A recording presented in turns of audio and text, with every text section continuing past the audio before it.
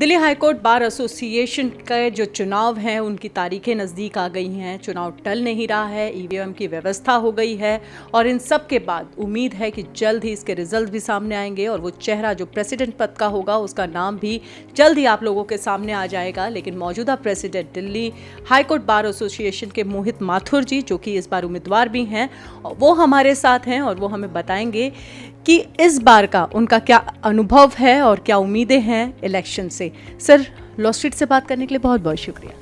Thank you Shipra, thank you so much. Mohit sir, कितनी उम्मीदें हैं, कैसा रहेगा, कैसा फील हो रहा है? देखिए, एक चुनाव जो है वो चुनाव है, उसमें जो भी प्रत्याशी हैं, जितने भी कैंडिडेट्स हैं, सब अपनी एक उम्मीद के साथ ही उसमें एंटर करते हैं।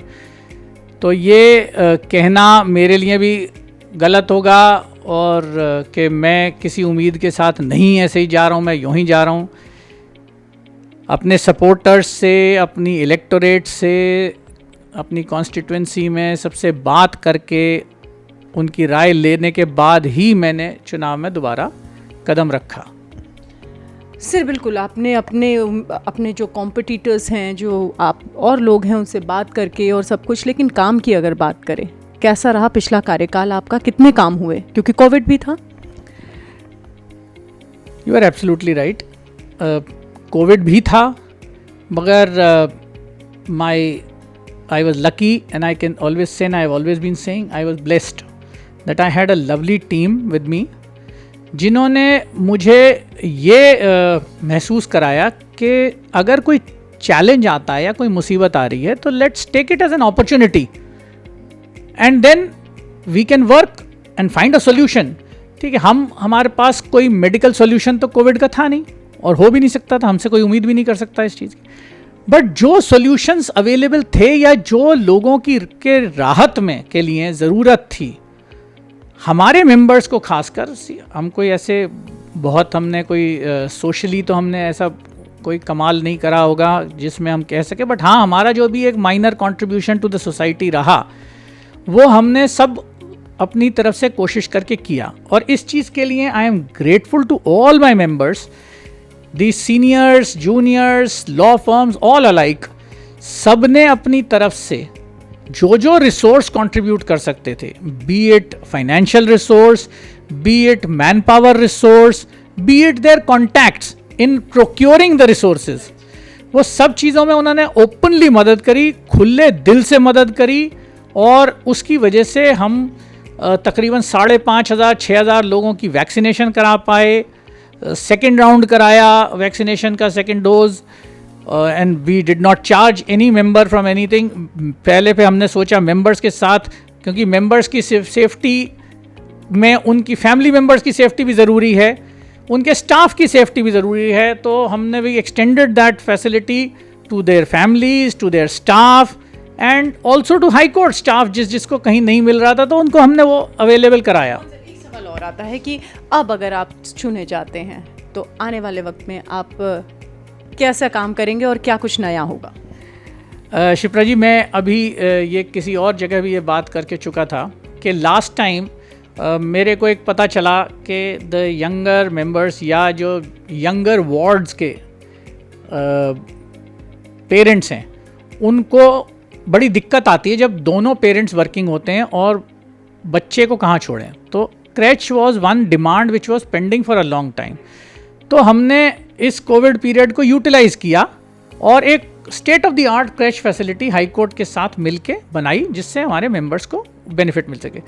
अब जैसे कोविड के दौरान अब इतना डिजिटाइजेशन, इतना इंटरनेट का काम हो गया है कि भाई आप most of the people are working on digital platforms on their mobiles, their VC hearings are going on in different places.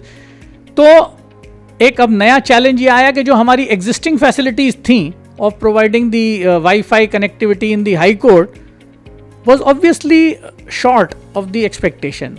तो दिक्कतें आ रही हैं। तो one of the major things that comes today and we have already in this executive itself हमने start कर दिया है is a seamless Wi-Fi availability within the High Court premises.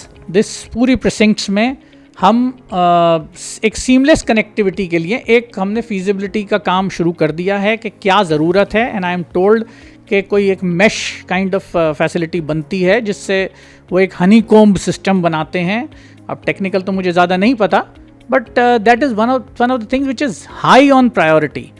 दूसरी चीज़ जो चेंबर ब्लॉक्स की एक चेंबर्स की इनएडिक्वेसी है इन द हाई कोर्ट, वो हम सबको चेंबर अगर नहीं भी प्रोवाइड कर सकते तो उसका हमने दूसरा एक रूप ये ढूंढा है कि जो ऑड स्पेसेस हैं जहां आप चेंबर्स नहीं बना पा रहे, वहां हम कंसल्टेशन रूम्स और क्यूबिकल्स बना रहे हैं. तो जो हमारे एक नया चेंबर ब्लॉक बन रहा है उसमें हर फ्लोर पे एक कंसल्टेशन रूम हम बना रहे हैं, जो ऑड स्पेसेस हैं, कॉर्नर स्पेसेस हैं, जो अदरवाइज यूटिलाइजेशन में नहीं आ रही. वो शेप और उनकी बैकड्रॉप की वजह से वो नहीं यूटिलाइज हो पा रही किसी वजह से. तो बड़े हॉल करके वो बड़े बड़े हॉल बन जाते हैं, तो उसमें there are larger number of people can utilise. Similarly odd spaces में अगर आप क्यूबिकल्स बना देते हैं, जैसे हमने एक विमर्श फैसिलिटी बनाई तो नहीं, एक टर्न अराउंड टाइम मिलता है. हर एक को पूरे दिन के लिए नहीं चाहिए, उसे वही 1-2 घंटे के लिए चाहिए, तो वो 2 घंटे के लिए बुक करे और अपने यूटिलाइज कर ले. हमने हाई कोर्ट में ऑलरेडी ये कर दिया था ब्लॉक 3 चेंबर ब्लॉक में. अब वही चीज़ हमने नए चेंबर ब्लॉक के लिए भी प्रपोज करी है. उससे क्या है, ज़्यादा लोगों को फैसिलिटी मिलती है.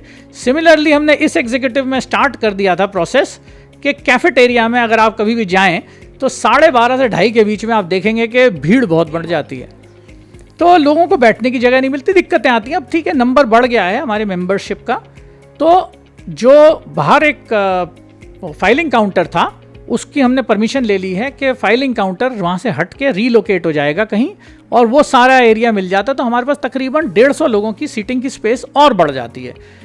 सिमिलरली चेंबर ब्लॉक जो नया बन रहा है उसमें भी हमने एक कैफेटेरिया बड़ा एक बनाया है और उसकी जगह बनाई है, और एट्रियम को हम एक फूड कोर्ट के तौर पे यूज़ करने का प्रपोजल रखा है. उससे क्या है, कई लोगों को ठीक है नहीं बैठ के पूरी तरह से नहीं खाना पीने का शौक, उन्होंने अपनी एक कॉफ़ी पीनी है, एक सैंडविच खाना है, या कुछ अपने एक बाइट लेनी है, they can at least do that and visit, and then वो फुटफॉल बढ़ जाता है और आपके ज़्यादा लोगों को केटर कर लेता है. तो these are few things which are already in mind, besides so many other things which obviously हम लिस्ट तो बना देते हैं, बट अगर उसकी हमारे पास कोई इम्प्लीमेंटेशन का समय ना मिले तो फिर दिक्कत हो जाती है.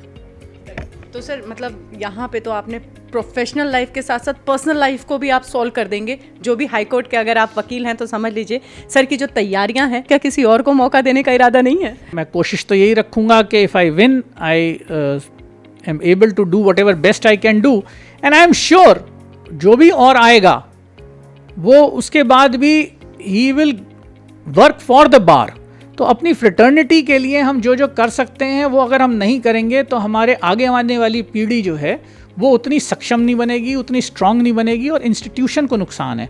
तो we have to think about it. जैसे हम एक अपने घर में बच्चों को एजुकेट करते हैं कि ताकि हमारा फ्यूचर ब्राइट हो जाए, फ्यूचर सिक्योर हो जाए, तो इसी तरह हमें अपने जूनियर्स को, अपने से जो 10-15 साल छोटे हैं, उन लोगों को उतना स्ट्रांग बनाना, सक्षम बनाना, ट्रेन करना, वो भी उतना ही आवश्यक है. तो इस चीज़ के ऊपर भी हमारी कई चीज़ें हमने प्लान करी हुई हैं कि दैट इन अ प्रोसेस के एडवोकेसी में वो लोग कॉम्पिटेंट बने, ट्रेन होएं, ग्रूम होएं, ताकि वो हमारा फ्यूचर है, वो फिर इंस्टीट्यूशन को संभाल के रखेंगे और आगे ले जाएंगे. तो ये तो एक कैरी ऑन करना है, लिंक है. हमारे साथ Delhi high court bar association के प्रेसिडेंट मोहित माथुर जी थे, जो बता रहे थे कि आने वाले चुनाव में उनकी क्या तैयारियां हैं और आने वाले भविष्य में उन किस किस चीज़ों की ओर ध्यान देंगे. सर चुनाव के लिए आपको बहुत सारी शुभकामनाएं. धन्यवाद.